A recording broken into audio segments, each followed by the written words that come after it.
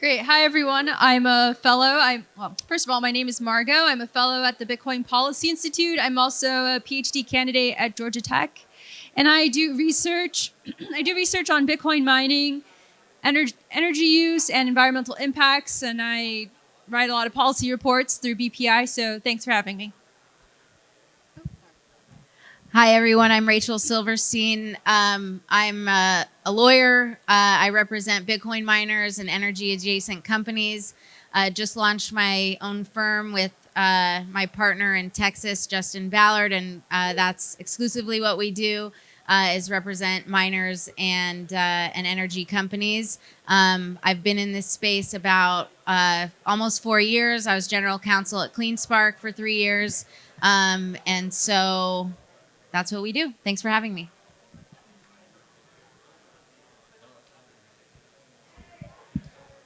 Hi, I'm Richard Jackson. I go by RJ. I'm the Deputy Attorney General for the state of Oklahoma for cybersecurity, cybersecurity technology, and digital assets. So basically, serve as a subject matter expert to the state of Oklahoma on all things subject to my divisions. So for us, would be policies and legislation in digital assets. Bob Bonner with Satoshi Energy. So I'm the Vice President of Development, and we specialize in optimizing wind and solar asset performance by co-locating large Bitcoin mines. So we're talking about Bitcoin mines 100 plus megawatts.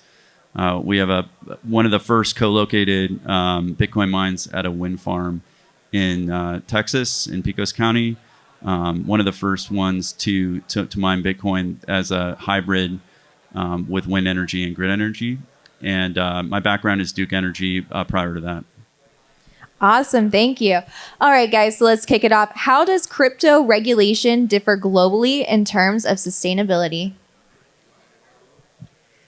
Well, I mean, it really depends on the jurisdiction and the market that's there. So, for example, in the European Union, a lot of the regulation is very anti-Bitcoin mining, I would say, and there's organizations there that are trying to engage with people at the governmental level, at the EU level, to shape the policy so that it's a little friendlier. But the challenges really there are the fact that it's very hard to be on grid. It's very expensive. So it's just a completely different environment. And then it's the environment on the African continent is also very different. You're probably going and talking directly to the highest officials, trying to get business plans set up there. So, and there's also a lot of corruption. So that's another challenge in that regard. And then in the US, of course, we have everything happening either at the state or at the federal level. And that really changes from state to state in terms of the friendliness, I guess you can say. For example, in the state of New York, they passed a moratorium a few years ago. It was a 2-year, I believe, moratorium, which bans Bitcoin miners from co-locating with fossil fuel plants. So that's a very different environment from what you see in Texas, where they actually passed legislation to, in a tax-based way, incentivize Bitcoin miners to locate their machines at sites where natural gas would be otherwise flared or stranded. So it really depends entirely on the electricity market and the government in terms of stability and friendliness. Sure. Does anyone else want to add to that? I'll add that what I've seen a lot of is actually a lack of regulation, not consistent regulation across the space, and seeing sort of this, regulation by enforcement that's happening, not just at the SEC level, but by the local markets as well, as kind of figuring this out as we go. We have clients in other countries that are getting very friendly responses because the regulators and the power providers are learning that Bitcoin mining can be a service to the grid, adding resiliency and a flexible flat load to the grid. So that's great. I think as that understanding increases, we'll see more and more friendly regulations for Bitcoin miners. But what I see most frequently is actually a dearth of regulation. And then someone coming in and saying, well, hey, you've got stranded energy here. We're willing to take that and monetize it and make it economically viable. So how do we go about doing that? And then the regulators saying, well, let's think, how do we go about doing that? So that's what I've seen in my practice. Thank you, Rachel. Guys, how might future crypto regulations affect global energy markets?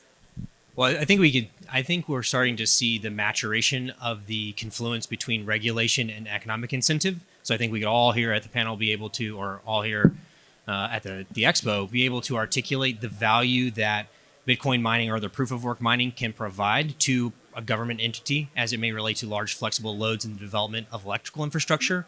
And so I think that's where you're going to start to see this nexus, I'll call it the electrodollar, where electrical infrastructure is the conduit through which regulation starts to develop around this industry as it matures. But you're going to see, again, some of the political polarization that you're seeing, whether it be between states, inter-organizationally, or even through larger blocks of regulatory constructs like the EU vice other African nations or the US. I think that's kind of really where you see kind of the major developments run. I really like the electrodollar phrasing. I'm going to steal that. Sorry. But yeah, he mentioned the what's happening in Africa as it's a perfect example. I mean, in the U.S., we're seeing massive scale mining operations in lots and lots of friendly states. In Africa, we're seeing more microgrids established and I'll plug something that I have nothing to do with. The documentary Dirty Coin, which has like a subpart called Stranded, which is focuses on how Bitcoin miners are going and picking up stranded energy and monetizing it. And in Africa, the story is pretty incredible. You see that there's some assets that have sort of been abandoned, and Bitcoin miners are coming in and again making it economically viable, making it economically sustainable to build out that infrastructure. And it allows the citizens, and this specific reference I'm making to is in Malawi, where I mean we're talking about like mud huts where people have never had electricity, and when the Bitcoin miners have curtailed, the citizens now have access to power. You're seeing businesses be developed. Now there's the hospital who literally used to do surgeries by candlelight are now able to, have electricity, keep babies warm in incubators, and can keep, vaccinations and things like that sterile in a refrigerator. So that's one example of how we're seeing Bitcoin mining impact the global power markets and availability. Awesome. Thank you. So we're going to pivot a little bit to the EIA. What is the EIA for anyone out there who doesn't know? There might be some of us in the house. And what are the EIA's findings on crypto mining's energy use? I can start with that one. So the EIA is the Energy Information Administration, and they're typically a pretty benign organization that just collects information for sound policy making and understanding and distributing information about generation and electrical markets in the United States. So federal agency. What we saw with the survey that came out is they essentially were discriminating against Bitcoin mining customers, and they through an emergency order backed by activist and politician Liz Warren, they really came after crypto and started asking for information. So at its face value, it's okay to gather information, but under these emergency circumstances, it's like, why are you specifically targeting crypto and Bitcoin mining companies? The real outcome was that the Texas blockchain and Lee Bracher and folks there really acted quickly and gathered some legal support to stop the effort of that information collection. What we want to avoid is just undue discrimination and activist politics. Yeah, so I wanted to add to that. So ultimately they were forced to destroy all the data that they collected and go through an entirely new process with a 60-day window for comments on the procedure for that data collection and analysis. And I think what's really important to emphasize is that at face value, there's absolutely nothing wrong with collecting this kind of data. And fundamentally, it's the kind of data that you would want to have in order to do really good energy modeling of the Bitcoin network. And we have to understand that this is actually really important. And it's not just important for policymakers, and it's not just really a political thing, but actually it's really important for the grid operators as well to have these trajectories, because they need to plan out what demand is going to look like over the coming years. And so it's really important for the industry to participate in these kinds of studies. Now, what I think needs to happen is that we need to have collaboration between the different organizations, whether it's the industry, whether it's government or universities or laboratories like Lawrence Livermore, right? We need to have people come together in a way that isn't confrontational and adversarial. And I'm seeing that quite a bit right now. And I think that is really holding us back and creating a lot of distrust. So I think that the best route that we should take is for the industry to come together and start voluntarily offering up this data to third parties and show the government, show policymakers that they really have nothing to hide and they're willing to do this and they want to do it in a fair way. So I'm a little bit biased here because this is the work that I do. So I would love the industry to give me more of their data. And I've already successfully done that, collecting data from 10 companies. And we've already have preliminary results through the Bitcoin Policy Institute.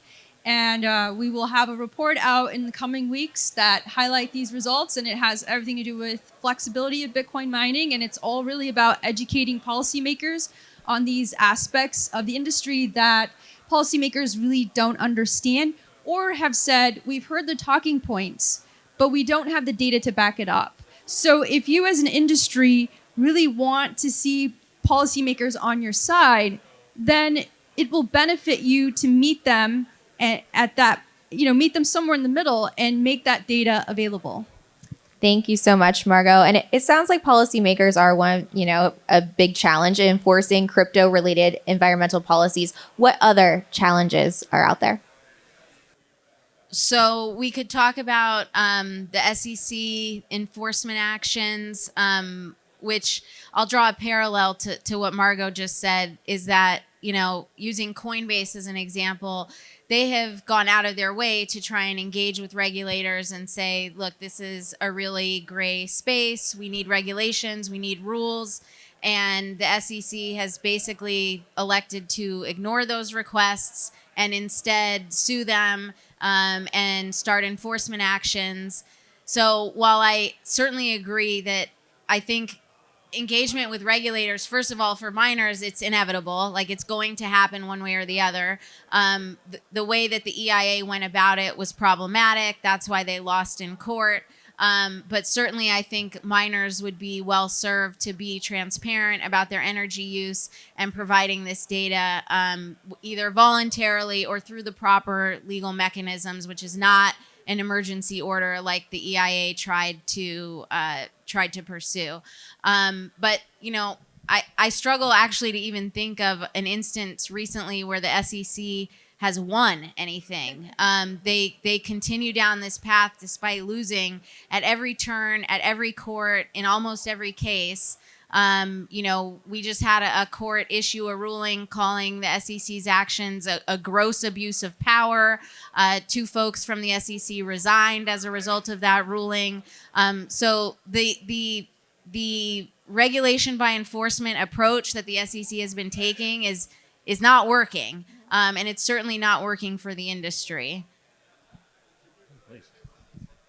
I just want to say, I think the theme here is that the information sharing is good, but government overreach, there's just so many ways that they overstep, and they use these things like emergency, air quotes, to collect things that, when you look at Bitcoin miner, it's Bitcoin mining industry is computing power. So are they going after all computing and data centers? And so you just have to look at what's behind what their intentions are when they're coming up with these requests and their regulations. But like Margot said, like it's really good that Bitcoin miners should get on board to offer up their data.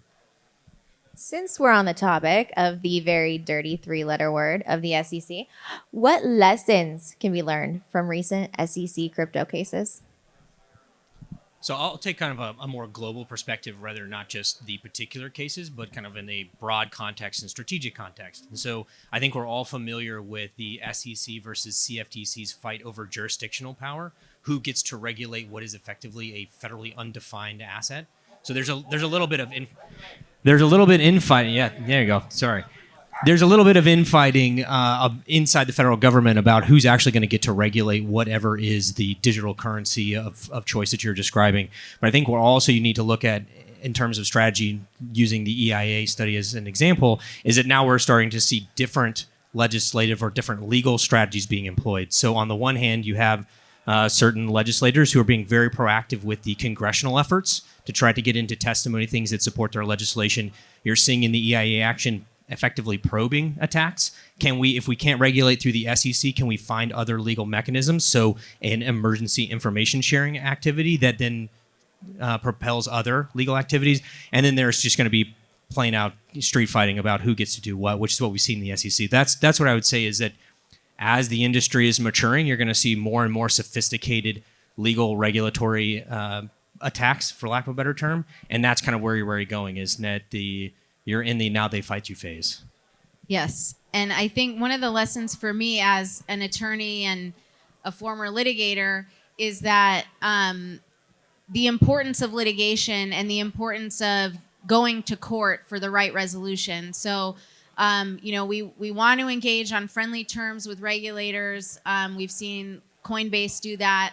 But sometimes that doesn't work. And so when the EIA initiative came out, there were a lot of Bitcoin miners who were hesitant to publicly fight with the EIA. Riot stepped up, and then a lot of other miners were funding the litigation behind the scenes through the Texas Blockchain Council. To me, one of the lessons is there's a time for friendliness, and that should always be the first approach. And then there's a time where you have to fight. And luckily, we've seen that in courts, Bitcoin mining companies and the exchanges have been extremely successful in convincing our judges to, do the right thing and enforce the law as it's written and not allow discriminatory measures against Bitcoin miners. And to me, that's one of the biggest draws of the United States, of mining in the United States versus mining anywhere else, is we absolutely still have rule of law in this country, where sometimes it may be expensive, sometimes it may be time consuming, but the ability to access our courts and get the right rulings is still available to us as citizens and to the industry. Any closing thoughts from the panel, or because our time is about up, tell everybody where to find you. Well, as I said at the start of the panel, I'm a fellow at the Bitcoin Policy Institute, and my main goal really is to educate the public about how Bitcoin mining works and to do it in a way that is as objective and apolitical as possible. And so we really need cooperation from the industry. And so I'm just asking again, please share your data with me and share it with the Policy Institute, because this is the best way for you to fight FUD. This is the best way for you to educate policymakers and get them to see your point of view. So you can find me through BPI, or you can find me on Twitter, or you can just come up to me afterward. I have business cards that I can share. On Twitter, I'm Jyn Urso. That's JynURSO, like the Star Wars film Rogue One. Awesome. And shout out to the Bitcoin Policy Institute. They do amazing work. But the name of my law firm is Firm 21M. Again, my name is Rachel Silverstein, and we represent exclusively Bitcoin miners and energy adjacent companies. Well, so the closing thought, I think, wrapping it all up, Sure. crypto policies, EIA, and the recent SEC case, to echo what Margot said, is that engaging is probably the best thing that we can do now. As the legal and regulatory landscape gets more sophisticated and more mature, you're going to have more and more conversations. So please reach out to your congressman, your senator, your representatives, your policymakers. Speaking from the government side, it's very important to not only engage in information sharing, but also conversations, which is where you can find me. I work at the state of Oklahoma as the Deputy Attorney General, so you find us there on Twitter at Rick Jackson OK, or just come up afterwards and we can talk as well. Awesome. Closing thought really is that I'd love to see the market forces drive Bitcoin mining and regulation be there as guardrails, not something to smother and put out in industry. You can find me, Bob Bonner, and LinkedIn. That's the professional part of me. The more fun, opinionated part of me is on Twitter. So that's where you can find me. Thanks. Thank you so much, guys. Please give your panelists a round of applause. Thank you.